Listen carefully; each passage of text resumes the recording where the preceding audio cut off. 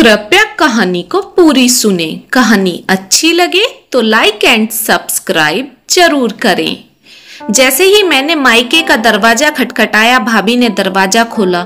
लो जी, आ गई आपकी लाडली, हमारी नाक कटवा के, बोलती हुई भाभी पैर पटकती हुई रसोई में चली गई। मम्मी सोफे पर बैठी हुई स्वेटर बुन रही थी और पापा टीवी पर न्यूज देख रहे थे। दोनों ने एक नजर मुझे देखा और फिर अपने काम में लग गए, जैसे मैं उनकी बेटी नहीं, कोई अनजान लड़की हूँ। मम्मी पापा, क्या मैंने जो फैसला लिया है उससे आप दोनों मुझसे नाराज हैं? मैंने मम्मी के पास बैठते हुए पूछा। अजी, नाराज क्यों होंगे? आपने काम ही ऐसा किया है, आपको तो ट्रॉफी से नवाजा जाएगा। इससे पहले कि मम्मी पापा कुछ बोलते, भाभी रसोई में उससे बोल उठी। मम्मी पापा चुपचाप भाभी के ताने सुनते रहे। उन्होंने एक बार भी भाभी से चुप होने को नहीं बोला। मम्मी, अब मेरी बर्दाश्त की हद हो चुकी थी, अब मैं और नहीं सह पा रही थी, इसलिए मैंने ये फैसला ले लिया। इतना बड़ा फैसला लेने से पहले कम से कम एक बार अपने माँ बाप से पूछ तो लेती। मम्मी ने स्वेटर एक तरफ रखते हुए आंसू भरी नजरों से मेरी तरफ देखते हुए पूछा। कितनी बार मैंने आपको अपनी आप बीती सुनाई है, हर बार वक्त के साथ सब कुछ सही हो जाएगा, यही दिलासा दिया है आपने मुझे। क्या मुंह दिखाएंगे हम मोहल्ले वालों को, रिश्तेदारों को? सब कह देंगे शर्मा जी की बेटी को दामाद ने घर से निकाल दिया।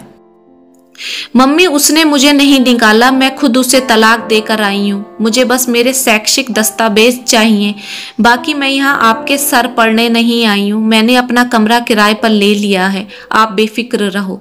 भाभी के चेहरे पर यह सुनकर कुछ तसल्ली दिखाई दी। मैंने अपने सारे शैक्षणिक दस्तावेज एक बैग में भरे और दरवाजे की तरफ चल दी। पापा, हो सके तो गुप्ता अंकल से कहकर उनके स्कूल में मेरी नौकरी लगवा दो, मैंने दरवाजे से पलटकर पापा से बोला। पापा ने टीवी से नजर हटाकर एक नजर मेरी तरफ देखा। उनके चेहरे पर परेशानी के भाव अलग ही नजर आ रहे थे। मैं ऑटो में बैठकर अपने कमरे पर आ गई। मानसिक तौर पर इतनी थक चुकी थी कि सामान एक तरफ रखकर बिस्तर पर निढाल गिर गई। जब मेरे माँ बाप तक को मैं गलत नजर आ रही हूँ तो इस समाज को मैं कहाँ तक जवाब देती रहूंगी। लेकिन ऐसे साइको इंसान के साथ मैं कैसे जिंदगी गुजार सकती थी?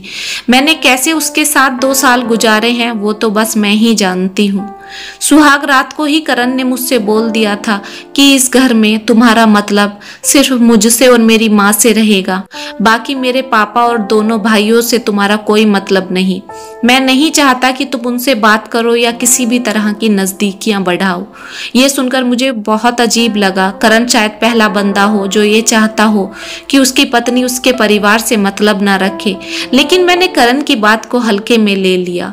शादी की शुरुआत में मैं सबसे कम ही बात करती थी, क्योंकि सबसे घुलने मिलने में थोड़ा वक्त तो लग ही जाता है। तब तक करण का रवैया मेरे लिए बिल्कुल ठीक था, मगर जैसे जैसे मैंने सबसे घुलना मिलना शुरू किया, करण का व्यवहार एकदम से बदलने लगा। करण के दोनों छोटे भाइयों से अगर मैं बात कर लेती तो करण मुझसे बात करना छोड़ देते। अगर गलती से भी मैं उन्हें खाना दे देती तो करण मेरा दिया हुआ खाना नहीं खाते। मुझे समझ में आ गया था कि करण नहीं चाहते कि मैं उनके भाइयों और पापा से कोई मतलब रखूं, इसलिए मैंने उनसे बात करनी और मतलब एकदम खत्म कर दिया। मगर इससे भी करण के व्यवहार में ज्यादा फर्क नहीं पड़ा। 1 मिनट के लिए भी अगर मेरे सर से चुन्नी गिर जाती तो करण चिल्ला उठते। घर से बाहर निकलना तो दूर, मेरा छत पर जाने पर भी पाबंदी थी। अगर मैं मेरे मायके आती तो 24 घंटे करण का फोन चलता रहता, ताकि मैं किसी मर्द से बात ना करूं। मेरी जिंदगी एकदम कैद पंछी की तरह हो गई थी।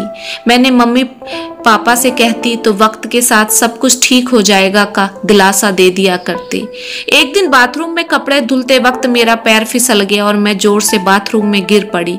दर्द के मारे मेरी चीख निकल रही थी। करण के छोटे भाई अर्नब ने मुझे सहारा देकर बाथरूम से बाहर निकाला और बिस्तर पर लिटा दिया। यह सब करण ने देख लिया। करण ने एक जोर का तमाचा अपने भाई अर्नब के गाल पर रख दिया। तेरी हिम्मत कैसे हुई मेरी पत्नी को छूने की? मैंने और अर्नब ने करण को बहुत समझाया, मगर करण ने मुझे बदजलन का टैग दे दिया। यहाँ मेरी बर्दाश्त की हद खत्म हो गई और मैंने करण को तलाक देने का फैसला ले लिया। अदालत ने कुछ ही दिनों में मेरा और करण का तलाक मंजूर कर लिया, मगर गलती किसकी थी ये मैं किस किस को बताऊं? सारे समाज की नजरों में मैं एक तलाकशुदा औरत बन गई थी और तलाकशुदा पति पत्नी में हमेशा एक औरत नफरत ही गलत साबित होती है।